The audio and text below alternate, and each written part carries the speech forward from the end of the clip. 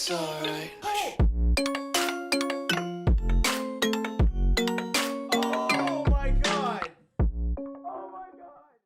Yo guys, what is up? Moxsy of Borderlands 3 video, and today we're talking about the best farms for Moze. Now currently there is a event going on that gives 100% dedicated drop rates from bosses. However, that event only lasts for a few more days, so when making this list I was taking into consideration what are the most productive and best farms that you can do on Moze to get yourself ready for the hardest difficulty in Borderlands Mayhem 10 and the best anointments on this gear.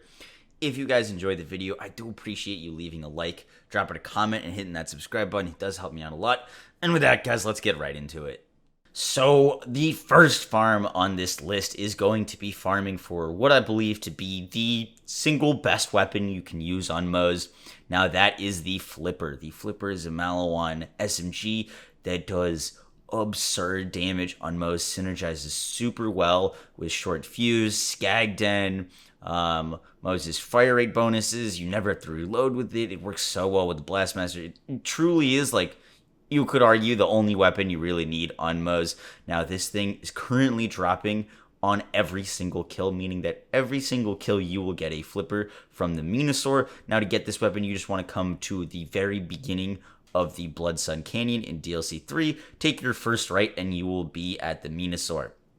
This weapon is definitely a must-have for any Moze build. However, even if you aren't farming this during the boss drop event, it still drops a lot from this boss, and you would be silly not to come and get yourself a Flipper for any Moze build that you want to play.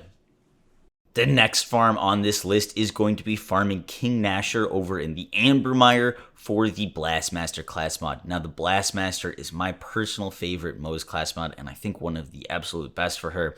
It's going to give her 100% increased splash damage, which synergizes so well with her blue tree skills, fire in the Skagden, and short fuse, which are extremely strong right now. Using this with the Flipper or any splash weaponry gives Moze a ton of damage and allows her to melt through enemies. Now, on your Blastmaster, important things to look out for is you're going to want 1 point into the green tree, the skill redistribution. This is going to give you 10% ammo regen per second when you score a critical hit, which is very strong and allows you to sustain your ammo without speccing all the way down to forge. You're also going to be looking for splash damage on your Blastmaster.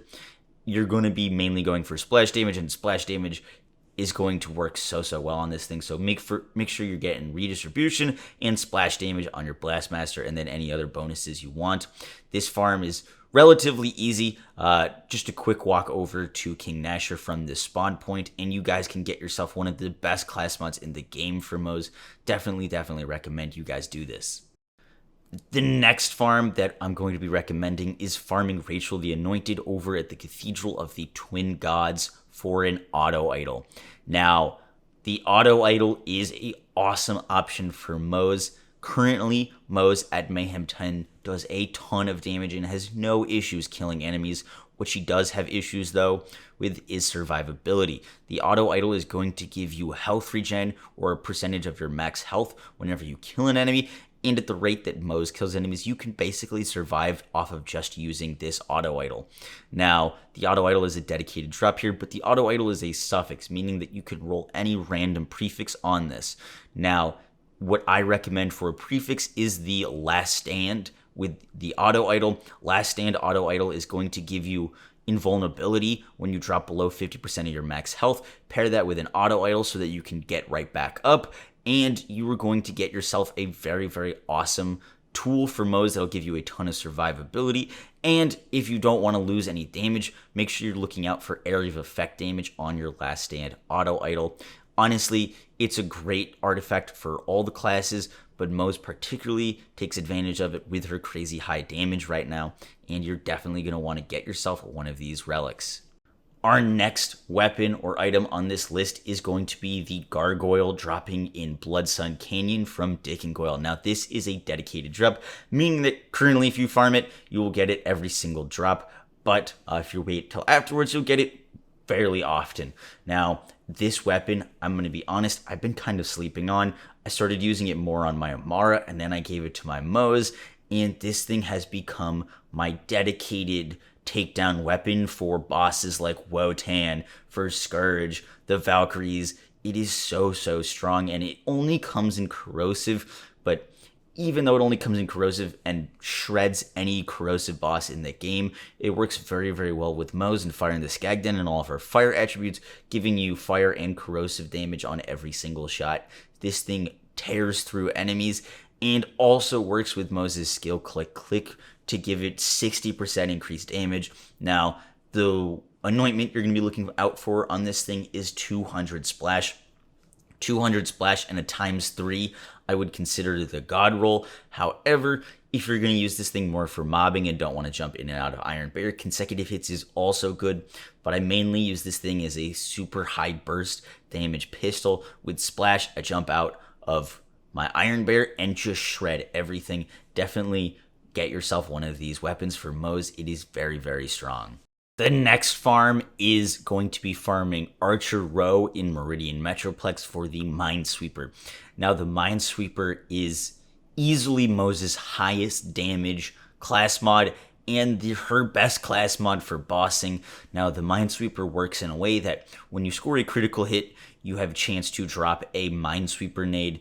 This Minesweeper nade scales off of your splash damage, it scales off of the damage that triggered it, and with Pull the Holy Pin, it can proc more consecutive Minesweepers, leading to some of the craziest boss kills you can get on Moze.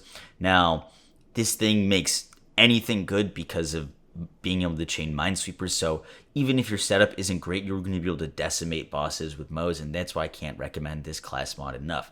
Now, in order to farm this class mod, you need to first complete Rise and Grind, given by Lorelei, and then complete the Dynasty Diner mission. Once you do both of those, you can then farm Archer Row for the Minesweeper. Now, on your Minesweeper, you're going to want to look for as many points, in my opinion, into Torque Cross Promotion as possible, giving you a ton of splash damage. However, if you can get one with Fire in the Skagden, that is also really awesome. Now, the best passives that you could get on a Minesweeper are going to be splash damage and grenade damage. Both of these will scale the damage of the Minesweeper even more and just allow for even crazier damage on Moze.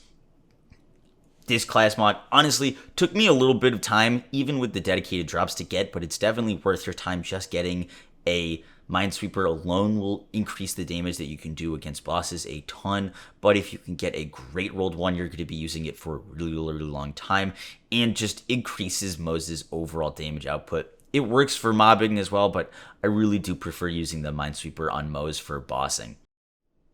Alright guys, that is going to be it for the video. I wish you guys the best of luck in farming the god rolls. Like I mentioned in the beginning of the video, I didn't include the Backburner and Plague Bearer in this because they're OP on all the characters, and if you don't have one of these weapons, you should definitely go farm them, but I wanted to include some more niche weapons and some things that I think are really important to get on Moze.